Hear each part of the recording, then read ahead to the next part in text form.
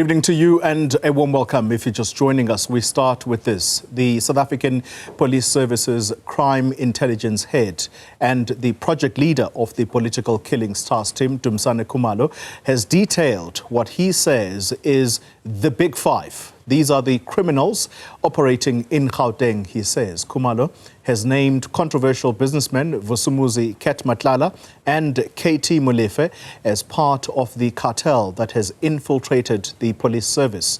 For a wrap on the day's testimony, we cross live now to my colleague Vuyo Mvoko, who's live for us in Pretoria this evening. Vuyo, good evening to you. And what evidence we have heard today so far? The understanding is that Lieutenant General Kumalo is going to be on the stand perhaps between 3 to 4 days. But what is key here is what he has told that commission thus far. And was it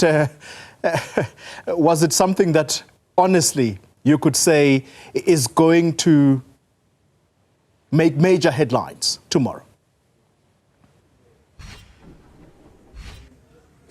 Well, it was a bit of a slow start to the day because he began by putting things into perspective. In other words, who he is and what he has done in the 30-odd years that he has been with the SAPS, from documenting where he started, his meteoric rise within the SAPS, to all the way to being the head of crime intelligence that he is, but also, of course, the head of the political killings task team. Take a listen to what some of what he said as he laid the foundation for the things he was then going to say much later in the day.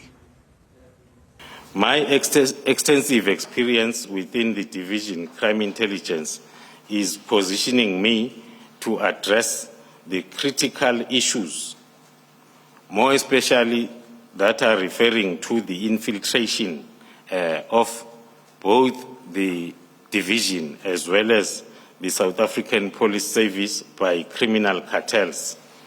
Having served in these key leadership roles and also managed sensitive intelligence operations, I've gained in-depth understanding of sophisticated methods that are applied nowadays with organized crime groupings to compromise the operations of South African Police Service as well as the operations of the division itself. This background allows me to identify vulnerabilities in advance and then implement the most effective countermeasures. So with that background, he is qualified to actually do the things that he is doing now, both as head of crime intelligence, but also as the head of the political killings task team. Now, speaking of the political killings task team, he reckons they did have done a remarkable job. His words, not mine. He thinks they've done very well, and there would have been no reason to actually disband it. Even more so when you consider the fact that before that December letter that Police Minister Senzo Mchunu wrote to the National Police Commissioner, Masemula, there were no discussions whatsoever, not even about the possibility of actually killing or disbanding that unit, precisely because he says it has actually done well. He then went on to talk about why he thinks that the team, the political killings task team, actually did a wonderful job. So where did the idea then come from of actually killing this successful team that has done, as he said, remarkable work? He started talking about that later in the afternoon. It is my view that the attempt to disband the political killings task team was due to the influence of a particular organized crime cartel over the Ministry of Police as well as the South African Police Service, who mistakenly thought that the political killings task team was investigating the same cartel. There is also considerably more evidence at my disposal that cannot be shared in a public space for the following reasons. Sharing some of evidence will expose our methodologies, will expose our informants, the resources. He then went on to talk about this Big Five cartel, one of many, but he chose to, for the purposes of today's testimony, to focus on this Big Five that includes the likes of your Vusimuzi, Matlalas. He then went on to talk about how this cartel and others have actually penetrated the political system, but also the criminal justice system, ostensibly to hide their criminal activities, but also to be able to know so that when their businesses or their illicit activities are actually on the radar of the criminal justice system, they get to be the first to know information so that they can protect their interests. Take a listen to him talking about this Big Five. The Big Five has already penetrated the political sphere, and there are documented cases of high-profile connections in the political arena, senior politicians alleged to be complicit and/or willfully blind to the syndicate operations.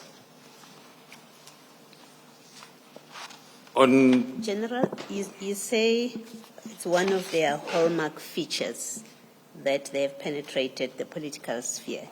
Is this unique to the Big Five, this penetration into the political spheres?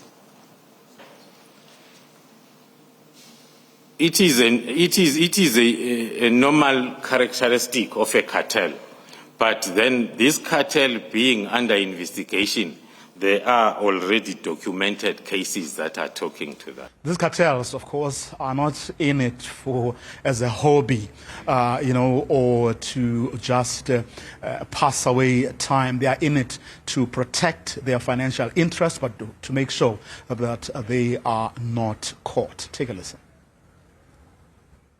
The syndicates attached to the cartel, this criminal activity is used as a quick cash flow exercise for the cartel in case then there are hiccups with the main criminal activity that the cartel is specializing on. Lieutenant General Kumalo will be back on the witness stand at 9:30 tomorrow. The commission has scheduled the next 3-4 days for his testimony. So we're going to be with him for quite a bit this week. Vuyo, thank you very much indeed. Quickly though, before I let you go, there is something that you asked the Commission's spokesperson, Mr. Michaels, and it's to do with the chief evidence leader at that commission. What is the response? Is there any clarity today about whether or not Advocate Terry Mutau is staying or going?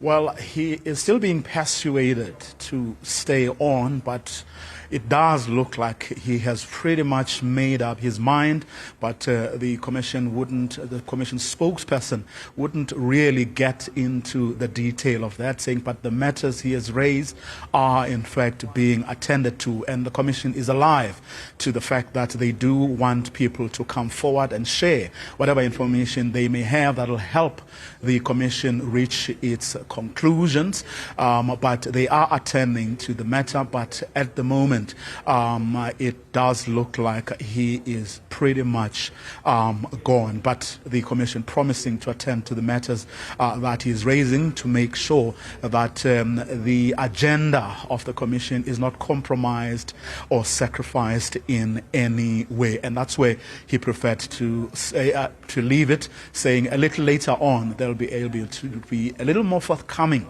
about not only what's going to happen next, but what they will have done to take into account or to about whatever concerns Advocate Motau may have raised. But as things stand, it looks like he is indeed, for all intents and purposes, gone.